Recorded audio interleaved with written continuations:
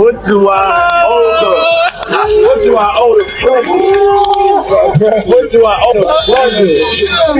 Last time we been together, we wash your car for you. We wash your car. We wash your car. No shame in our hustle. When you got them getting into that wash, and you know that chip gonna be good like this right there, this coast. Y'all better stop wearing this slippery soap, man.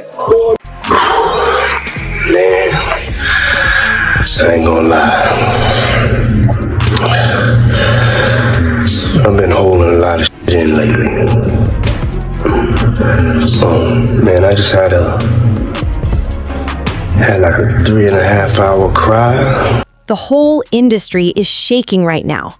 50 Cent just dropped new recordings that sent Rick Ross scrambling to keep things together. This isn't your usual back and forth. This is a high-stakes showdown with real weight behind it. We traced exactly how these explosive audio clips hit the internet, and once you hear what's inside them, you'll understand why Ross suddenly looks cornered. 50 didn't just make a move, he flipped the entire strategy, and now the storm is officially in motion. Just like Mount Vernon, New York City, Mount Vernon, and Miami, all that is the same, bro. Nobody wants to be near him. Nobody wants to touch what he touched, be where he at. You understand? It's crazy, bro, how his fall from grace, which was never from grace, it's just like the devil just kicked him out of hell, because he was never in nothing graceful and did anything graceful. You know what I'm saying? I don't care what you say about, okay, he did the music, he had the bad boy legacy and everything like that, man, but you know, a few albums, a few people, you know, made to be famous, but they not here to tell their story. Black Rob, Biggie, Craig Mack, they not here to tell their story, bro. And now you got everybody telling his story. Yeah, and I know 50, he did a recent interview with US Weekly saying that the reason why rappers are quiet about, you know, Diddy's situation is because they've been to his parties and they don't know what got caught on tape. Bro, those people who was caught at Diddy party did not know that he had 250 tape recorders. Listen closely. 50 Cent has been playing the long game, and his plan just snapped into place. When Ross clowned him with the Officer Ricky angle back in 2009, people treated it like harmless shots. But 50 was thinking several steps ahead while everyone else chased fast attention. As Ross flaunted his business wins and luxury moments, 50 stayed quiet, collecting receipts, studying patterns, letting the noise fade out. Ross started moving like he couldn't be touched, stacking new ventures and acting like he owned the moment. And that's exactly when 50 struck. Those subtle Instagram jokes about exaggerated success, they were warnings in disguise. Then, with zero hype, no caption, no theatrics, 50 released that recording. One drop and everything shifted. Social media erupted. The industry froze. And Ross finally realized this wasn't the battle he thought he was dominating.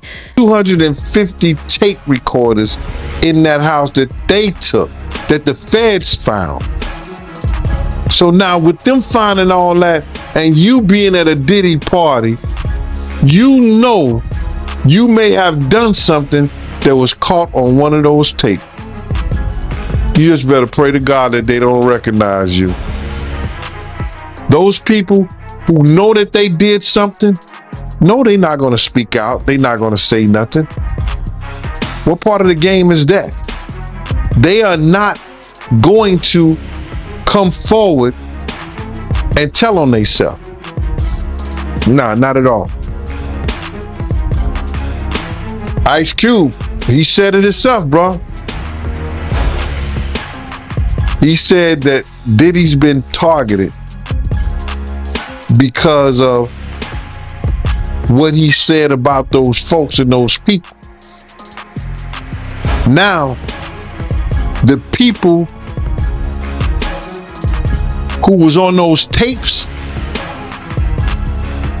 may feel like Diddy might be targeting them. Because if he's asked about who is this, who is that, and he's under oath with the federal government, he got to tell them. He's not going to plead the fifth. Yeah, I know that got to be a terrible feeling, man. You know you did something wrong at Diddy party, and you hoping and praying that it's not caught on tape. But they don't think they did nothing wrong. That's their lifestyle. That's their lifestyle, bruh.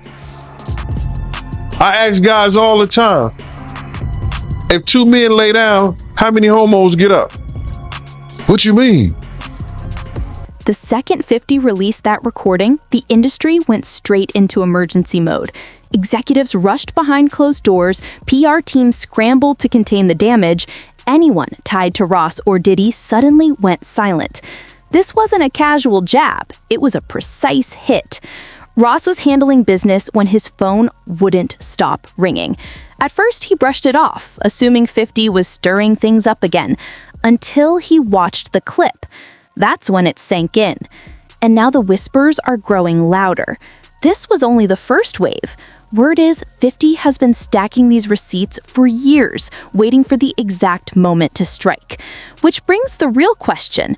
If this was just the opening move, how serious is what he still hasn't released? 100% factual, but it's somebody in this story of things that seems more reliable than others, Race, is what I'll say, just to protect my sources. But this source informed me of who these A-list celebrities are on these tapes that are being allegedly auctioned off online and through the networks. And it's put me in a little bit of a bind because I like to be fully transparent with the audience. I want to say things, but I also realize, from what I'm told, because again, I haven't seen them directly yet. I haven't, and I don't know if I want to. Race, I want your advice on that too. But the problem I have is just like, typically I want to report these things, but I got to be careful legally, ethically, morally as to what we report on here. Because as Ariel, the lawyer here, did admit, and I can attest based on the information I got from a separate, reliable source, people in these videos don't know they're being videotaped. That's a big issue, Race, right? Let's start out right there. If there are people on these tapes that don't know that they were being filmed, is that okay to talk about and to share? I have a big problem with that, as do you, Andy, and you tend to be an ethical guy and you're taking the high ground here. Notwithstanding the fact that you may have some significant information and reliable information, but the reality is that, look, I mean, if people were recorded non-consensually and you are the one to identify them, I think that's a problem, right? And I think anytime anyone has content, right, this is not an email, this is not a text message, this is video. And there's specific statutes, without using specific language I don't want to get into, but everybody knows what we're talking about here. It's Diddy with this person, I'll say that. It's Diddy with this person. Actually, yes. Yeah, and see, the problem is, again, like, non-consensually recorded, you've got a victim here who may not want to be publicly identified. That's the problem. That's the problem. And they have a right to proceed if they want to, whether it's criminally or civilly, without being identified, because we know what's going to happen. As soon as they identify themselves, there's going to be a bunch of people that come out of the woodwork who are going to unequivocally harass them and claim that didn't happen, and they're making stuff up. And there's the victims that we want to protect here, and that's significant. Well, it's interesting because here's why I wanted to have this conversation, because I know a lot of you are like, Andy, just say it. No, I'm not going to say them, but I wanted to have this conversation as to why we're not saying it and why I think others haven't yet said it, Raised, because again, legally, ethically, morally, it's just not right. Now, there's an argument I've had with people who are like, well, they knew what they were doing with Diddy. Like these were consensual acts. Like they knew, and he filmed other times. So I don't know what the big deal is. It's going to come out. It's going to come out is what I keep hearing from other reliable sources. It may, guys, it may come out, but it's not going to come out via me. That's just to warn you all, because I don't think it's wise for us to put out something like you just confirmed it without the consent of the other person in the video. Because again, from what I'm gathering, For years, Ross has insisted he kept his distance from certain major industry figures. But these newly leaked recordings tell a completely different story. 50 just dropped audio showing Ross in eyebrow-raising behind-the-scenes conversations with Diddy. And this isn't casual talk, it's revealing. There's audio of Ross speaking confidently about undisclosed deals with rising artists, making it clear these patterns weren't accidents. Insiders say evidence like this could seriously damage reputations if it keeps spreading. What's really shaking the music world is how these clips revive long-standing rumors about Ross's early career, rewriting a story he's defended for years and putting every claim he's made under an unforgiving spotlight. Baby oil that they took 1,000 bottles away from his house.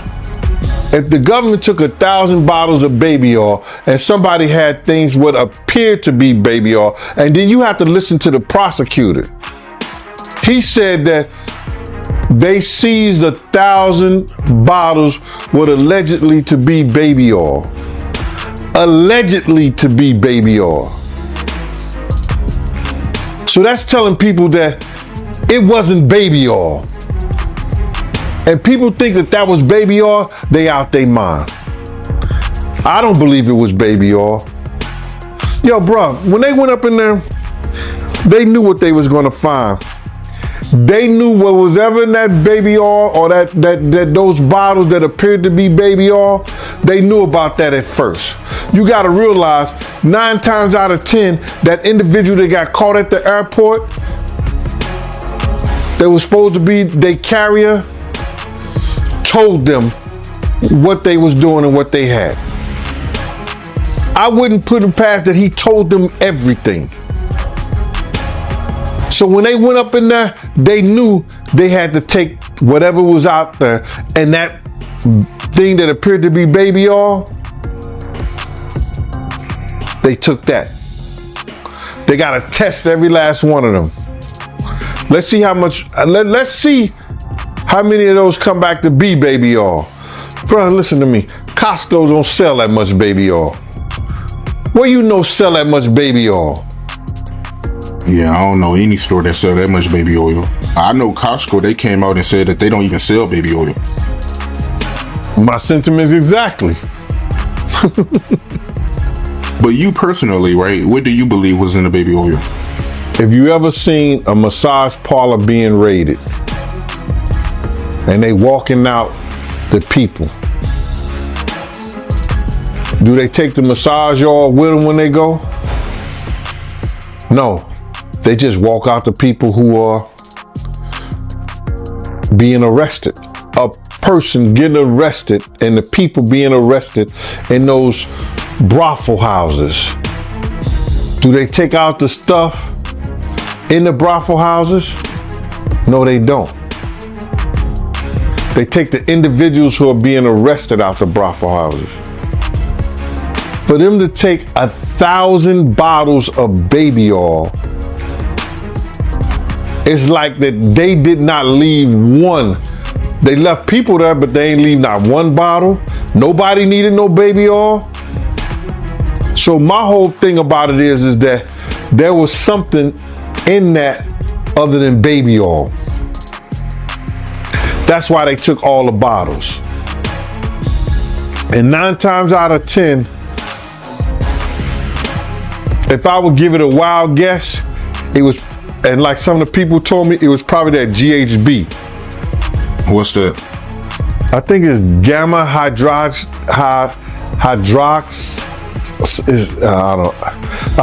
I looked it up, bro. Let me see if I can find it.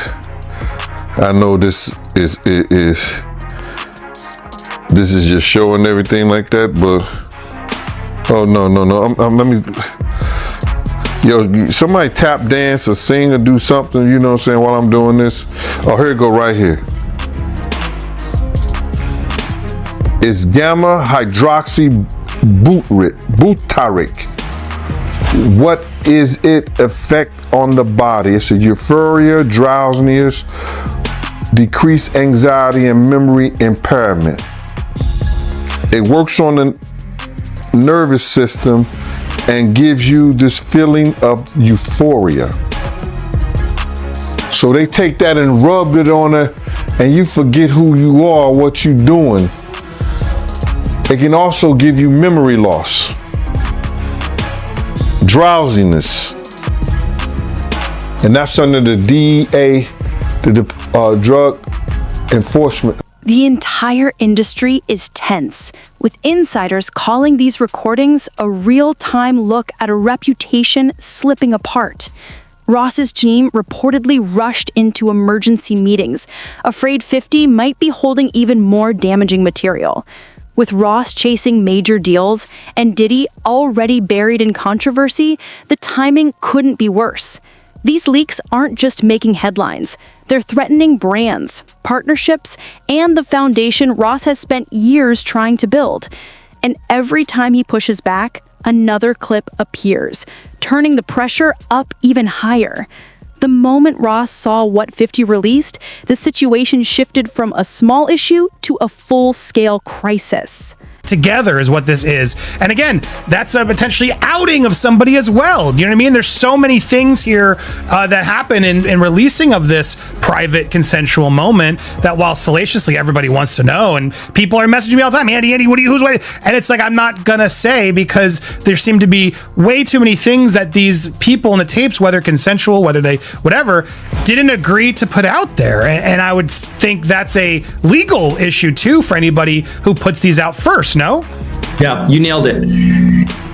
You can't without the consent of the victim. That's the problem. Somebody thinks that somebody has no idea, right? You said, well, didn't they know they're being recorded? No. I mean, in these situations, the assumption is they did not know. And that's what we believe right now is the victims did not know that they were being recorded.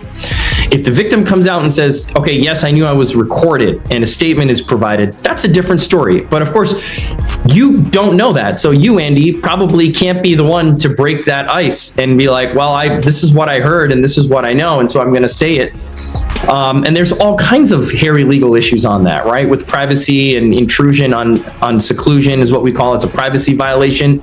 There could be defamation implications. There could be criminal implications. So you're doing the right thing by treading carefully, and I think more people should do this rather than get into speculation. Now, if you see the videos, even still, right? If somebody takes this, not to interrupt, but that's the question. Like, am I allowed to see these videos? Like, if I were to ask this source, show me the videos, do I put myself in worse legal jeopardy?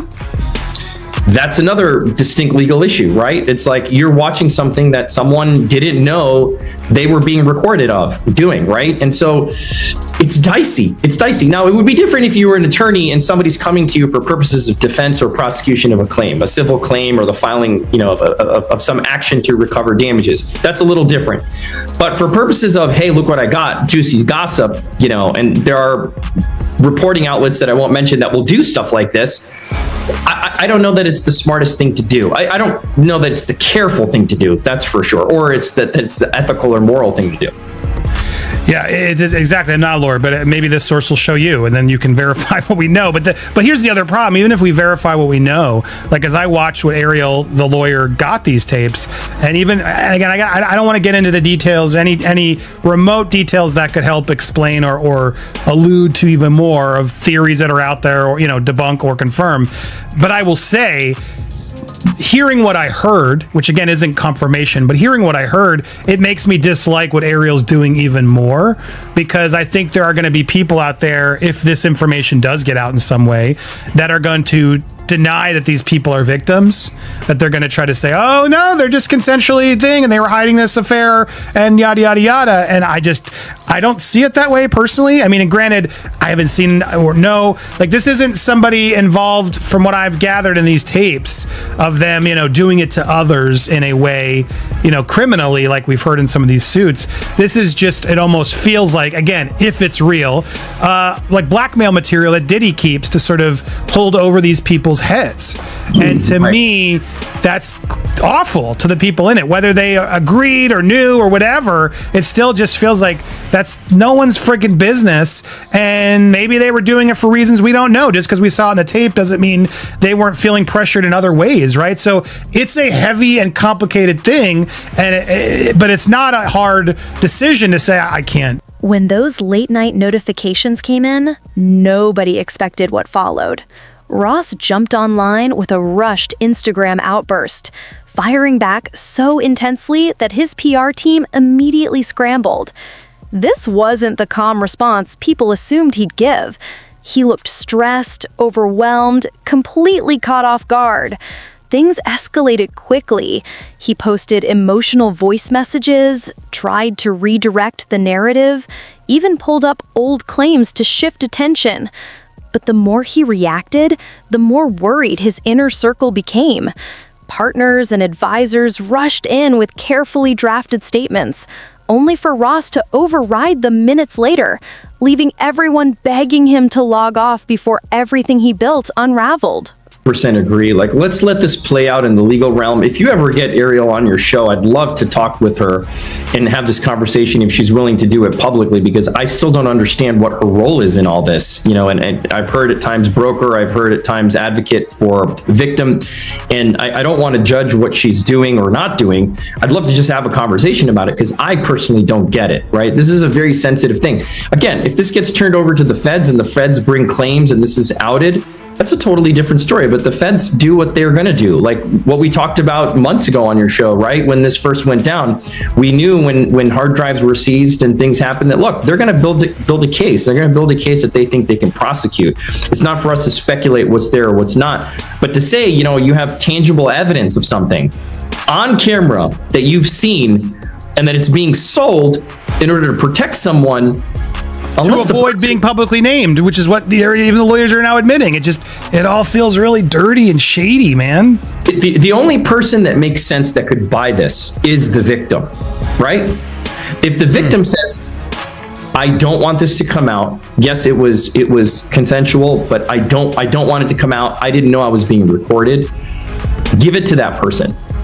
Right, I guess, but you're right, because then they can actually own it. Maybe there is a version of this, and that's what Ariel's trying to allude to. You'll own it, and no other network's going to be able to buy it or show it if you own it and haven't given permission. I guess, is that maybe part of what they're trying to do here, in that the celebrity who buys it can actually then control it just from a clearance standpoint? Yeah, it still raises some legal concerns, right? Because let me say it this way. If this was a transaction, if this is a business transaction wherein the victim is then acquiring the exclusive rights to this tape or tapes, and that the person who recorded it is avowing that they will not use it, I don't know where that leaves P. Diddy and the feds, right? But they have an independent right to bring this stuff to light if it gets prosecuted. But my point is, if you're transferring legal rights of this consensual or non-consensually recorded tape to the victim, I think that's a better position to be in. But then the question is this person even in a position to be able to buy the tape, right? Are they a high-level celebrity? Who are they? We can assume that they're celebrities with millions and millions of dollars to expend on something like this. Panic spread fast. Ross' team tried to shut everything down with takedown requests, but 50 had already pushed the recordings across every platform. Ross reportedly offered major money trying to find the source of the leak, but nothing slowed it down. By sunrise, his main Instagram was restricted, forcing him onto backup pages where he reacted even more emotionally. His legal team scrambled to regain control. Business partners quietly pulled back. Ross kept escalating, dragging other artists into the situation and exposing messy behind-the-scenes tensions. It looked like he was unraveling his own momentum in real time.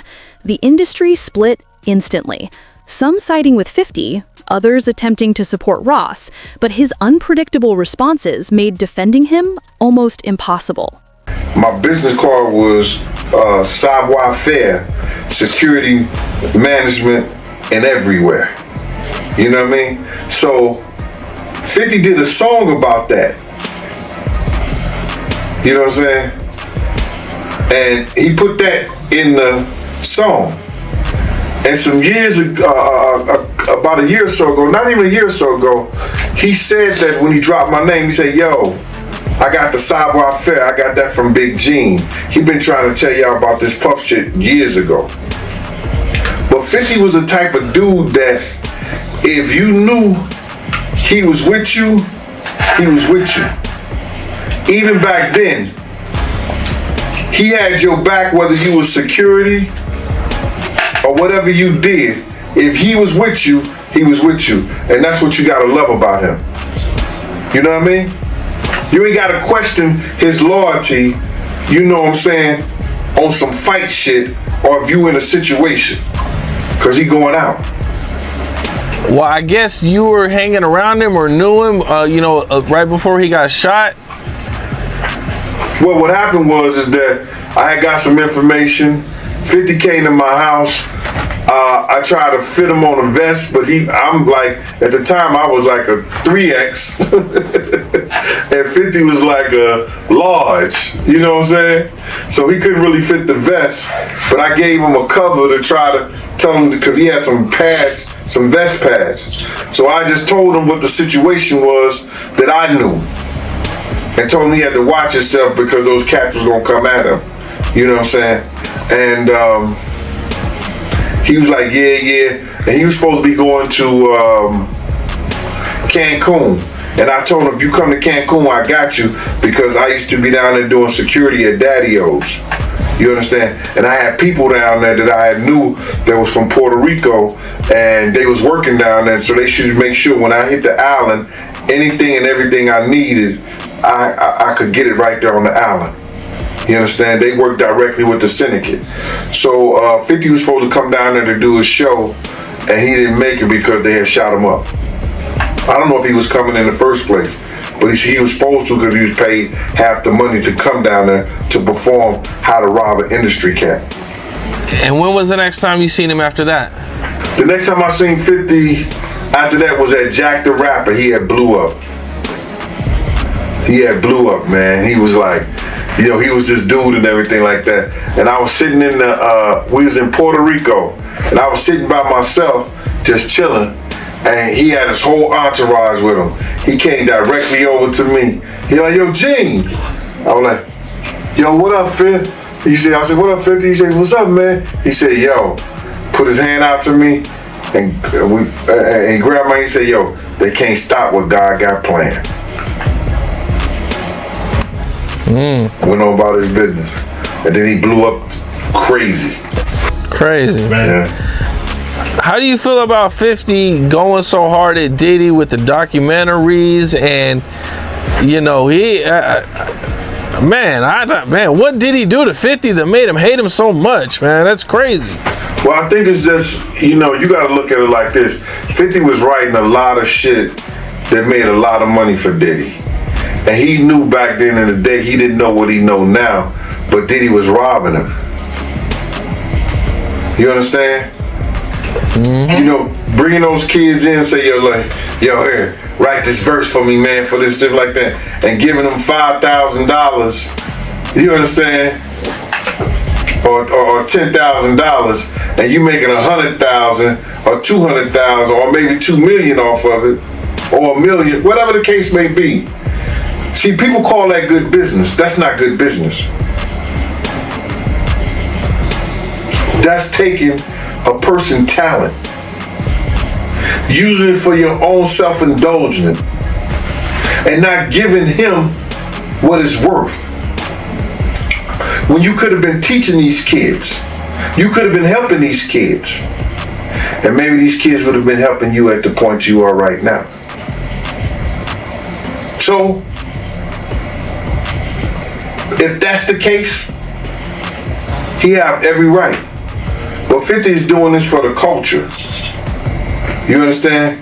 If it's going to be told, he going to have it, and it's going to be told. As the chaos spread, the industry showed its true colors.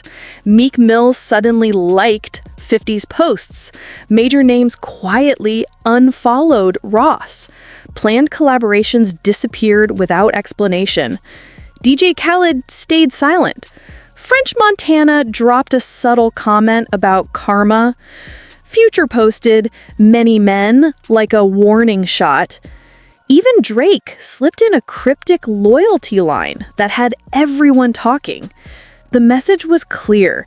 Support for Ross was fading fast, and the shift was happening in real time.